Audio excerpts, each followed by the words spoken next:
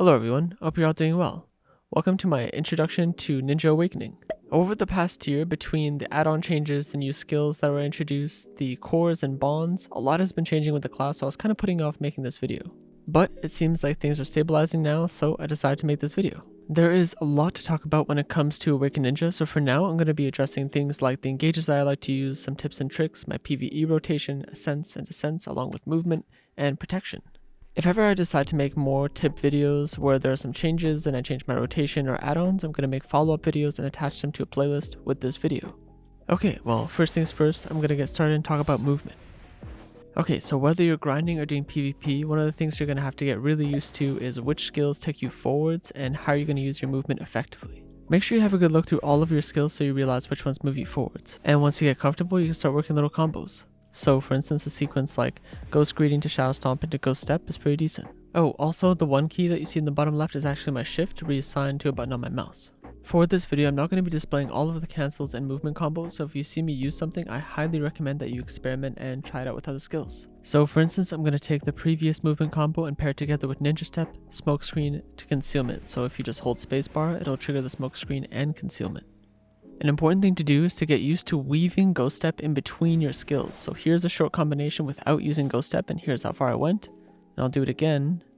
And you can see it goes much further, as well as adding iframes in between my movement. This is going to make a really big difference, so I highly recommend you get used to weaving it between all your skills. I'm going to give myself an attack speed buff this time, and I'm going to use my Bomb Oni Shadow right after my first Ghost Step, paired with the same combination I was doing earlier. Once you've gotten used to your skills without an attack speed buff, using a buff in a duel can make a really big difference, as well as making it difficult for your opponents to track you.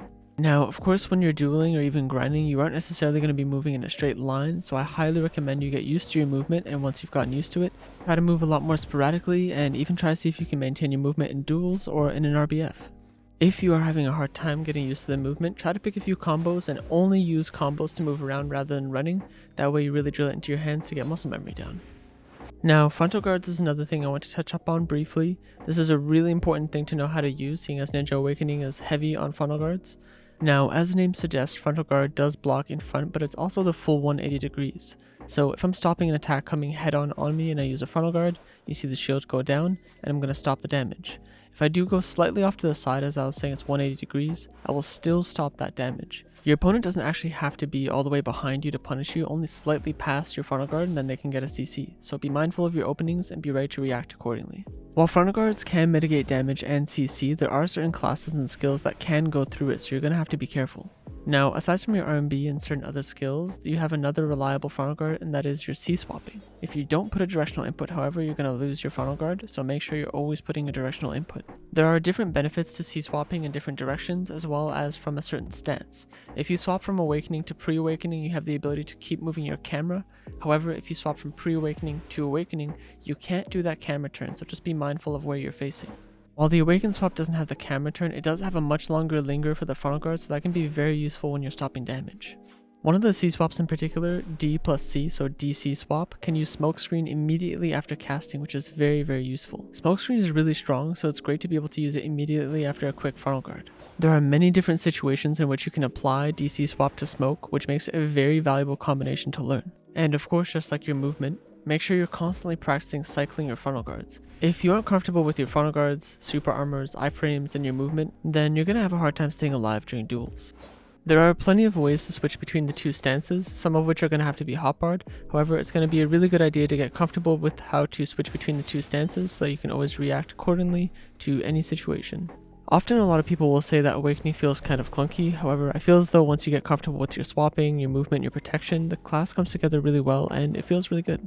Alright, next up let's talk about some engages and combos. There are many different ways to engage with Awaken Ninja and do combos, however for now I'm just going to introduce you to some of the engages, baits, and combos that I find useful and that I like to use. During these demonstrations, my opponent's DP is going to vary from 350s to 380s, in case you're wondering why my damage will be fluctuating. Also, here's the gear and crystals that I'll be running during these demonstrations. Okay, so one of the first things I want to talk about is Smoke Screen and its importance, and a couple of different ways that you can use it. It's really strong and it can cancel out of a lot of skills, so it's important to learn the different cancels to figure out which one you like to use the most. Boss Slaughter is really fast, however sometimes you'll notice it gets resisted, or you just want to add an extra layer of protection while ensuring a greater chance of CC, so they pair together well. So anytime you're going to be in a duel, you're going to be trying to mitigate or avoid your opponent's CCs. However, sometimes you'll be fighting a grab class where just using a super armor isn't enough. You can use smoke screen to stop the grab. However, if you don't time it properly, you're still going to get caught. So once you get used to it, as long as you pay attention, a great way to punish grabs or even other CCs is to use a super armor like Blade Spin or Beheading of the Dead, and then have your smoke screen ready to punish. Whether you're trying to engage or if you're being overwhelmed and you're trying to disengage, it's a really good idea to understand what works with your smoke screen so you can have many more options. Now, before I get into a couple different combos, I want to point out the importance of attack speed. There are many different ways to get additional attack speed, while some better than others. Some combos can't be done without an extra attack speed boost, so make sure you figure out where you want your attack speed buffs and how you're going to be maintaining them during your fights. Attack speed is literally going to speed up your attack animations, so it'll make you harder to track and make it easier for you to finish combos. Okay, here's a couple different engages. So this first engage is just going to be a block jump, go behind the opponent after you press your W, take a step back with Ghost Step, and then re-engage with Ball Slaughter. What's nice about this is that it's going to confuse your opponent due to your movement, and also when you take a step back after the block jump, you have a moment to assess whether it's safe to continue or not. If you notice that they're going to try to punish you after your block jump, instead of re-engaging, just disengage and reset. Another engage I like to use is Beheading of the Dead. Now, a couple things I try to do is apply movement before my Beheading of the Dead to get behind my enemies, and I also try to use the extremity of the AoE to CC, just in case it fails so that you're further away and less likely to get punished. Now, many of the times you're going to come across an opponent that has a lot of DP. Whenever that happens, I try to apply certain things into a combo so I can try to shred them. You can apply these principles to many different combos, but basically what I do for this one is I whiff my Seamless so I can get an AP buff. Also, I whiff it so that I don't apply an additional CC so I don't go over the limit. I put accuracy and speed on my Serpent to make sure that I'm hitting, and I also apply some evasion downs as well to make sure I'm maximizing on damage in case they have a lot of evasion. If your opponent is extra tanky, you can also try applying more DP downs earlier in your combo. Keeping track of your buffs and debuffs can play a really big role in whether or not you can kill someone with a lot more DP. A really strong and obvious engage is going to be your grabs. However, you're going to want to be careful when you do it because if you miss your grabs, it's going to be easy to get punished. And while using block jump grab is really powerful, most experienced players who see your log will immediately disengage or prepare themselves to react. And since I'm talking about grabs really quick, if you press spacebar in the middle of Suicide Fall, you get that second float animation, which gives you just a bit more time for your cooldowns. And while you can't do that with Flash Bondage, it does have a lot more range than in Suicide Fall, so keep that in mind when you're going for your grabs. Now, while going for grabs can be risky, it is a very powerful skill, so it'll be a very good idea to get comfortable with landing it in multiple situations. Now, another really strong engage is Katana Shower Float. While it is really strong and fairly easy to follow through with, the animation is kind of long and it only floats on the first hit, so be careful not to get caught out of it. And if your opponent has more DP, it is fairly easy to just whiff a Seamless to give yourself an AP boost, so you can deal a bit more damage. Your main concern with this is going to be not getting grabbed out of your cast or even melted through your super armor. Okay, I'm going to talk about core skills and what I use. So primarily I do use Katana Shower in PvP situations. However, if I'm getting melted or if I feel like I'm being overwhelmed, sometimes I'll switch to Murderous Intent depending on the class. In a 1vx situation, I usually still use Katana Shower. However, if I start getting melted in my super armor, I switch to Serpent Ascension. The frontal guard on it is great, and Serpent is our hardest hitting skill, so it's nice to have protection on it while you're casting it in a crowd. But recently with our speed changes, I have been noticing that I prefer Katana Shower since the frontal guard on Serpent ends up shorter since we move faster now. Okay, I'm now going to be talking about PvE rotations and which ones that I use in different situations. Now, situations that I like to consider are: how tanky are the mobs? Are they going to CC me a lot?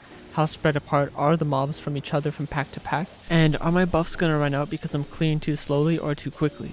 This first combo has lower APM if you want to come for your grind. I start off with my attack speed buffs, my Rub Bomb, and my Blade Spin, which has an add-on. I did however notice that because I was clearing quickly that I was losing my attack speed buff and monster AP damage sometimes, so I had to switch my add-ons around to have it refreshed with my Seamless. Now, because you're holding spacebar, LMB, then RMB at the beginning of the combo, this drastically lowers your APM, which makes it a lot easier to grind for longer periods of time. This combo is really nice, however, I avoid using it in spots where I get CC'd a lot from higher end mobs, seeing as the first section of it is unprotected, so I get a little bit worried to get caught out. However, I will say now that a couple of our skills no longer have collision, it's fairly easy to just pay attention if the mobs are going to CC you and cut in a direction where you don't get CC'd.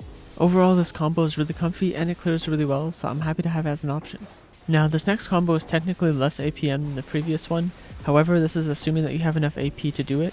All you're going to do is go straight into your Flashing Light, Katana Shower, and then Serpent. which are all really hard hitting skills, and then you move on to the next pack. And similarly to the last combo, if you feel like you're clearing too quickly and you're losing your attack speed buff and monster AP, you can switch around your add-ons so that they're constantly refreshed. Also, if you notice the monsters are slightly living at the end of your combo, you can add a bit of filler with your seamless LMB RMB. You can even do a murderous to drastic measure if you need to, and then move on. This combo is really comfy and it's really strong. However, I don't typically grind at spots where monsters are easy to kill anymore, so I don't really feel like I'm going to use it too often, but I am going to use it sometimes. Now, if you are grinding at a spot where the monsters are easier to kill, one of the big things you are going to have to worry about is movement. So using boss ladder like this to move around and making sure all your skills are being used properly to move you between pack to pack is going to make a big difference for how much trash you're going to be pulling and can drastically impact how much silver you're going to be making. And with the recent changes, you primarily need your Awaken kit to grind it anyways, so that leaves you with a lot of movement options when it comes to using your pre-Awaken kit from pack to pack. Okay, this last combo that I like to use is an extended combo that I'll only use if the monsters are either really tanky or if the monsters themselves are actually large. Now the reason why I say large is because some places like Sakraya, while aren't as tanky as, let's say, a Red Orcs, are actually really large and it takes time for them to come in and group up. So I want to make sure that all of my hard hitting skills hit all of the monsters that I need. In this rotation, there's actually some packs that are neatly put together, so I don't actually need this full extended combo. Most of the time, if I do it, it's mostly because I'm waiting for monsters to come in and I want to make sure everybody's neatly tucked in. However, if the packs are already really neat and put together, then I just switch to my second rotation that I showed earlier. And similarly to the other rotations, if you notice that your attack speed buff and monster buff start dropping, you can add a refresher somewhere in your combo with your add-ons. Now, depending on where I'm grinding, personally I add refreshers for my attack speed buff on either Serpent Ascension or on my Seamless. In the description below, I'll leave a bunch of different add-ons that I like to use while I'm grinding, although I highly recommend that you experiment with your add-ons to see what works best for you. And here's an example of the combo without any monsters in the way so that you can see. Personally, I like to use my flashing light off of the hotbar rather than the flow so that I'm not unprotected for as long. Also, if your enemies aren't dead, you can finish them off with a murderous to drastic measure or even throw in your bomb and then move on. I tried to put information that I thought would be vital for those that are trying to learn Awaken Ninja, however I'm sure I forgot a bunch of things. If you have any more questions, feel free to ask me in my Discord or come by my stream and ask me over there. Okay, I'm going to address a few more things and then that'll be it.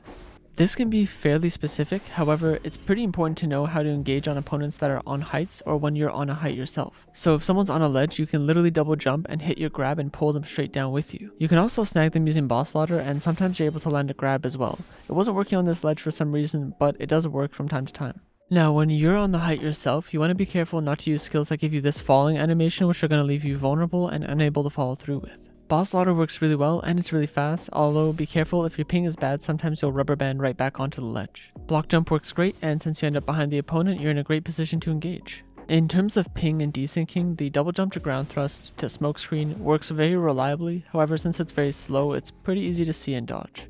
Flashing light also works, although be careful for the moment at the end where you're unprotected. Ninja step is great since it's an iframe, also it works with some gaps as well if you're trying to clear a distance. There are quite a few skills that you can use to descend, however ultimately it is unfortunately going to depend a lot on your connection and your ping, so I highly recommend that you test and see which skills you're able to use to descend. Also, a quick tip when it comes to climbing, I like to equip Talus boots with an Ascension Crystal and gloves for a jump bonus while having a kunai on. The kunai allows you to do LMB, RMB, and then LMB, which is how I get a bunch of vertical height. Okay, back to descents. The higher that you go, the less likely a lot of your skills are actually going to work off a height and you'll just rubber band right back. However, there are a couple skills that you can use to get past this even on really high heights. Again, however, it is going to depend drastically on your ping and connection, so I recommend you go and experiment to see what works for you. Alright, well, that'll be the end of this video. However, if there are things which I'm sure that I did miss, just let me know in the comments, or you can pop on my Twitch, ask me over there, or come by the Discord. If there are things that I feel like I should cover, I'll make follow-up videos and attach them to a playlist to this video.